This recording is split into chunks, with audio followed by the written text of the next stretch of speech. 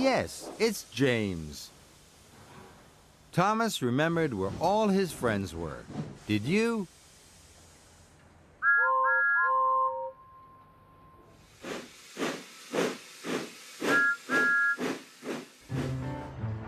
Edward strikes out.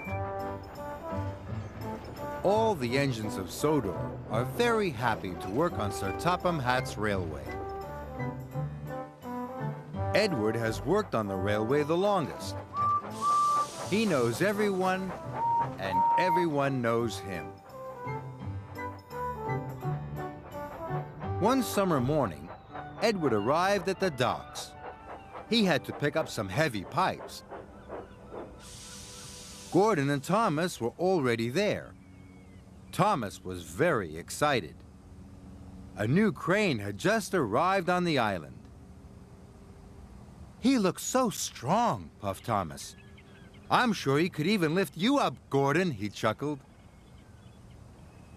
Gordon didn't think this was funny, and Thomas chuffed away. "That crane might be big," Gordon sniffed, "but he has no engine. He can't move unless another engine pulls him." Edward looked at the crane. Gordon was right. "Then I don't think he can be really useful," chuffed Edward slowly. "Quite right, Edward," huffed Gordon.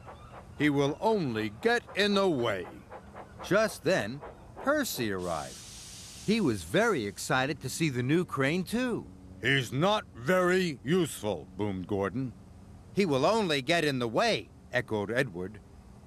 "New-fangled nonsense," wheezed Gordon, and he chuffed off. "What's a new-funneled nuisance, Edward?" peeped Percy. "New-fangled nonsense, Percy," puffed Edward as grandly as he could. "It's something that is new and not really useful."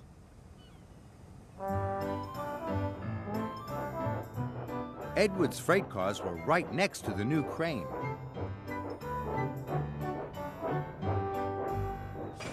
"My name's Rocky," the crane smiled at Edward. "I'm Edward," puffed Edward.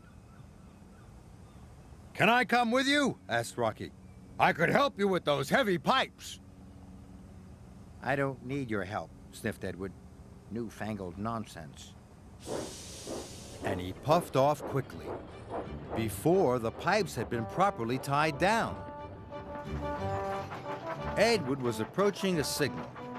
He was thinking about Rocky, and he was going too fast.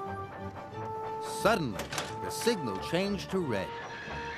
Edward screeched to a stop, but the sides of the freight cars collapsed. Steel pipes toppled all over the tracks. "Bust my buffers!" puffed Edward.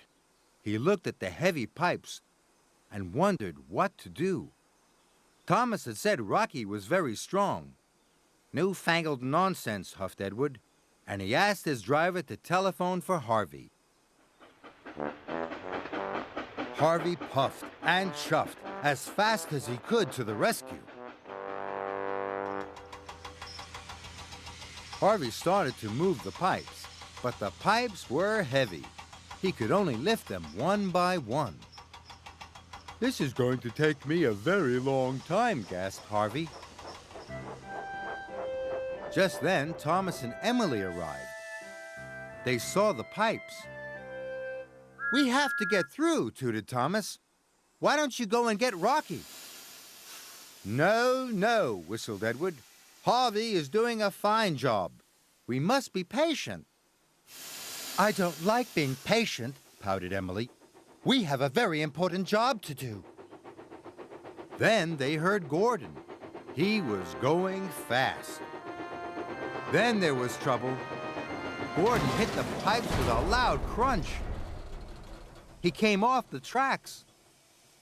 It was a terrible mess. "I can't lift Gordon," sighed Harvey. "He's too heavy." "Edward, we need Rocky," tooted Thomas.